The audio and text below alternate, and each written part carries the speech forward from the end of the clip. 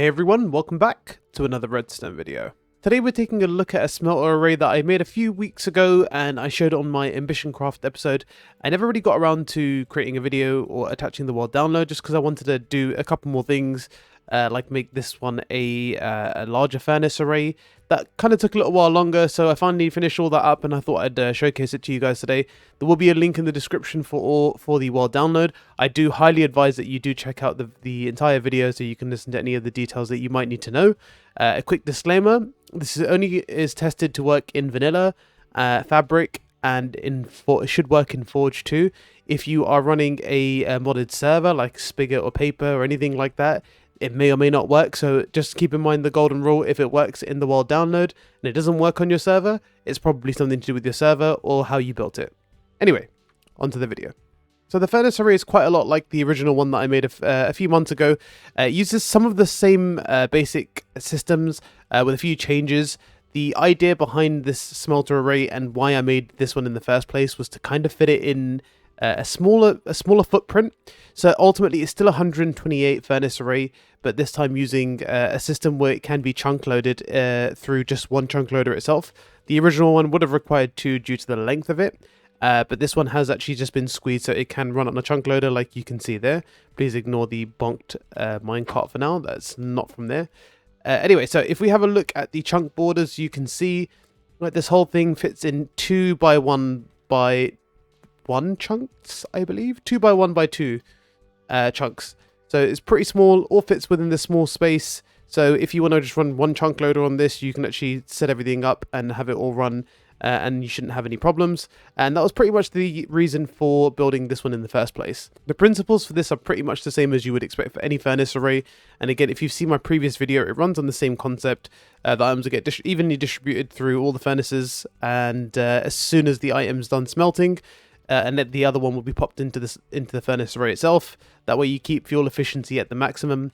And yeah, so it depends obviously on what kind of fuel that you use. Ideally, when you're using a system like this, you want to avoid using things like sticks and bamboo and stuff like that. You probably can, but I don't think it's ideal, and I haven't tested it, so I'm not going to give you a thumbs up on that one. However, my choice of fuel would be coal and above. Ideally, blaze rods and longer burning things, if you're going to be using this for like bigger smelts, would be ideal. But ultimately, coal or charcoal would probably be the easiest for you to get and the easiest to maintain over the long run.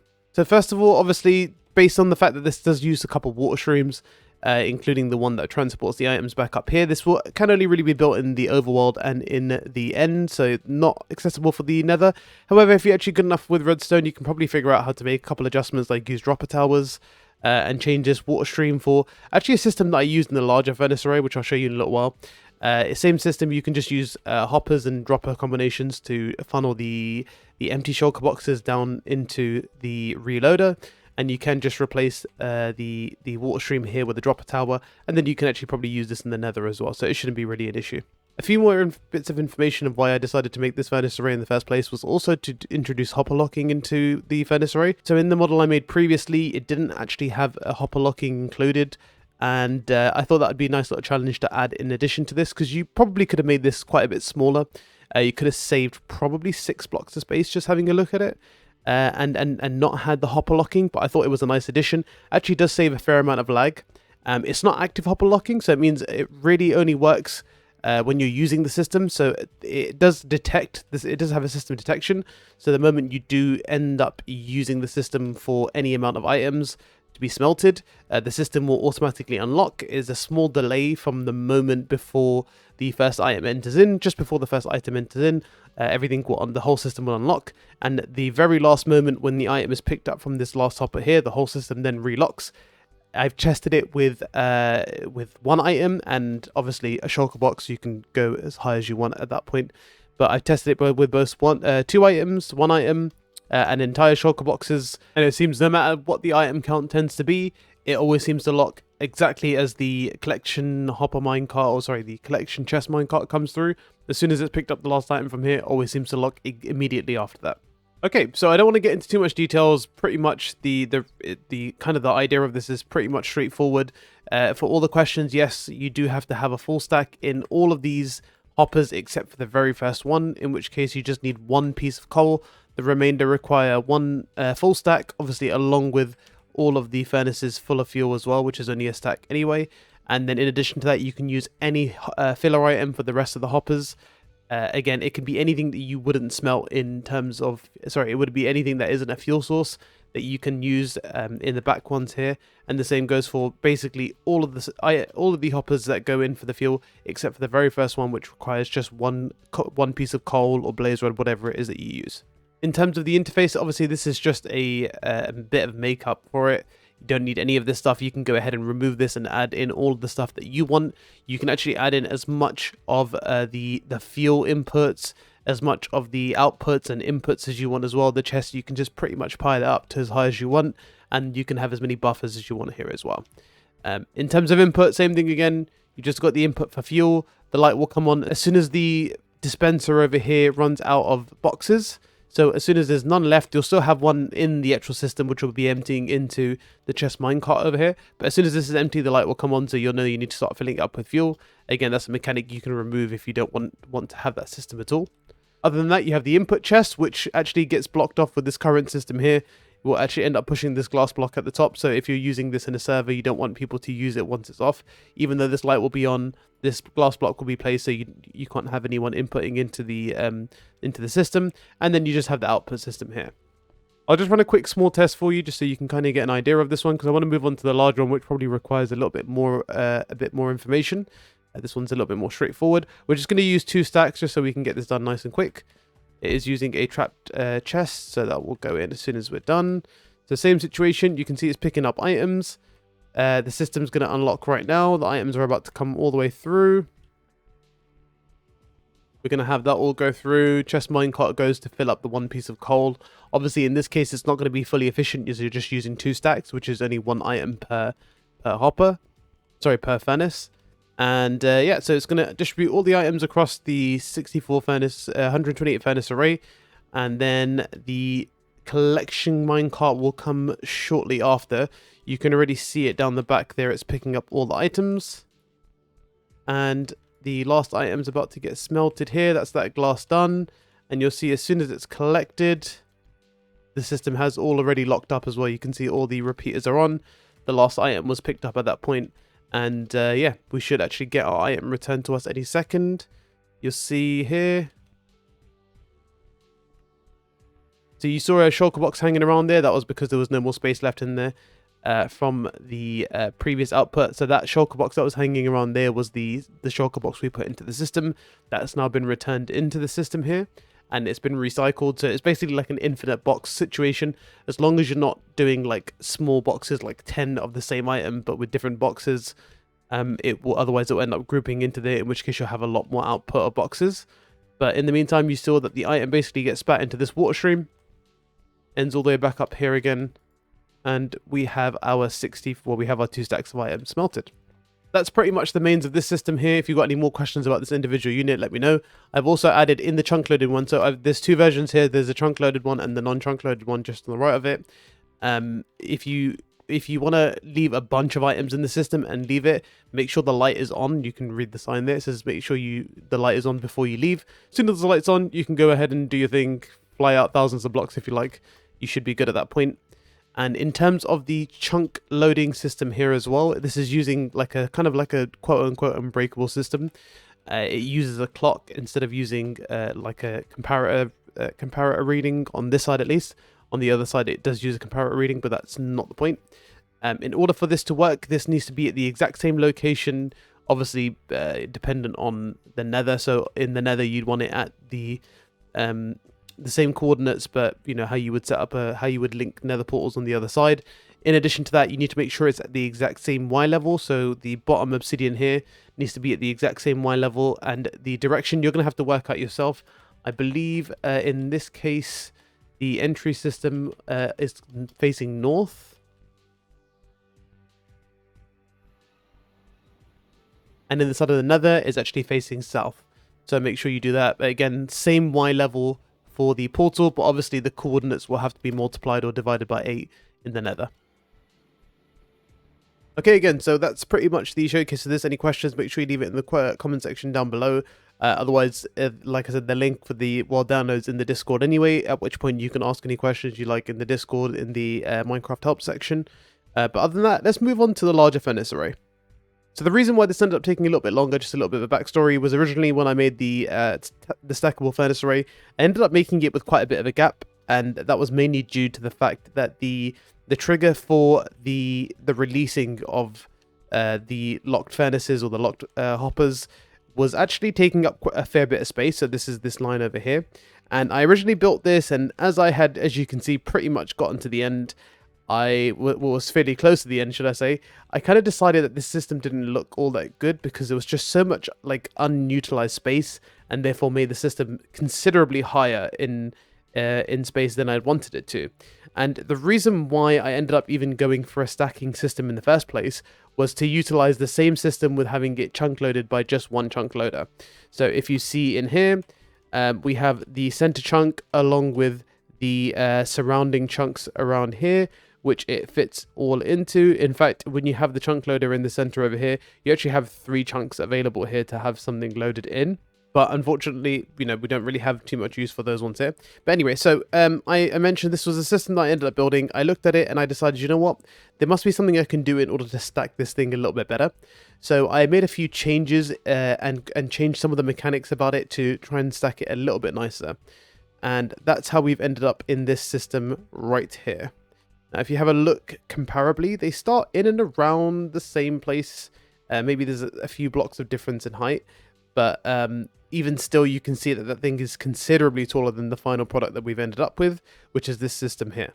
Now, in terms of mechanics, this system uses exactly the same things as I've done in the previous model, and the only thing I changed was the trigger for the release of the locked furnaces. Is I've changed from that slime, the sort of the slime tower that we had before, and I've now used a slightly more skewed furnace, observer tower, which is visible from this side here. So now you can see, instead of using the sticky pistons, we've just used observer towers. We've had to do a little bit of snaking around in order to get to the point where we could release the locked furnaces or unlock the furnaces from here. So now, instead of using the comparator output that holds or releases the redstone block, we now use the observer to drop or remove the redstone block here.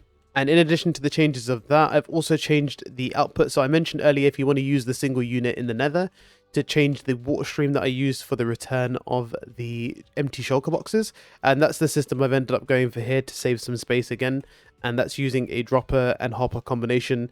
So what that will do is have it all fall into the system here. This is actually probably a little bit better of a system to use, because if you end up putting in more boxes, then you end up redistributing. You at least have a buffer for all the empty shock boxes. The downside obviously here is that you're using considerably more hoppers, which will cause a little bit more lag. But generally speaking, the whole system, being being locked, meaning like most of the hoppers in the system here are pretty much locked when it's not in use, it does stay considerably kind of friendly in terms of lag efficiency. So another addition that I had, or another problem that I had when I was making this system was to do with fuel. So I wanted to have a system where when you had shulker boxes of fuel, you didn't have them being buffered into the system over here. So for example, in this system, we only have one shulker box of fuel, and then you have the one that's currently in the system emptying out into here. If I had made it all hopper lines, you would have just had hundreds of boxes stuck in hopper lines, kind of being cascaded through to the different inputs for the fuel. But I wanted to make a slightly smarter system that I could use that would distribute boxes evenly, but not distribute boxes to units that didn't need them. So if you're just using a couple at a time, or you're only doing a few boxes, it's only going to use a couple of the units. So I'll show you a quick example. So as a demonstration, what we're going to do is I will show you how the smart system works for the fuel. So what we'll do is we'll remove the shulker box from here. So we're going to remove that, and what that's going to do, that's going to activate the sticky piston and send up a signal at the top to say that we need fuel in that specific smelter.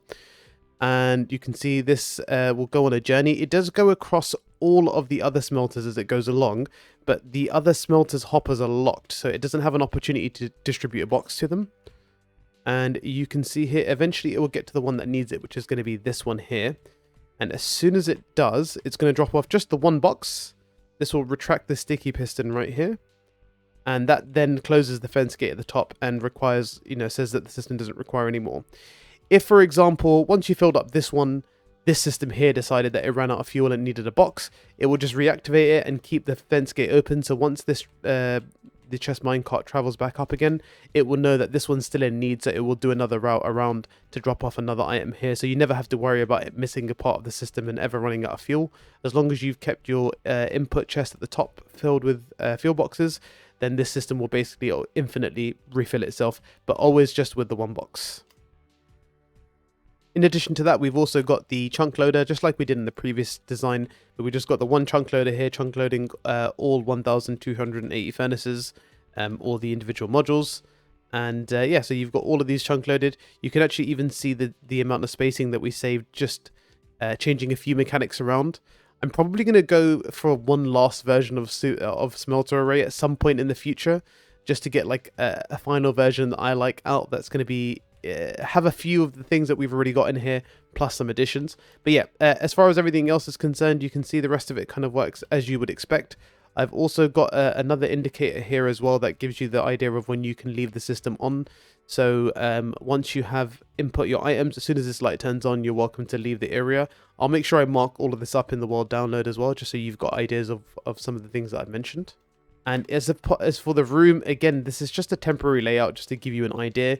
You can kind of follow the hopper lines and stuff and figure out where things go and then add extra buffers as you would like.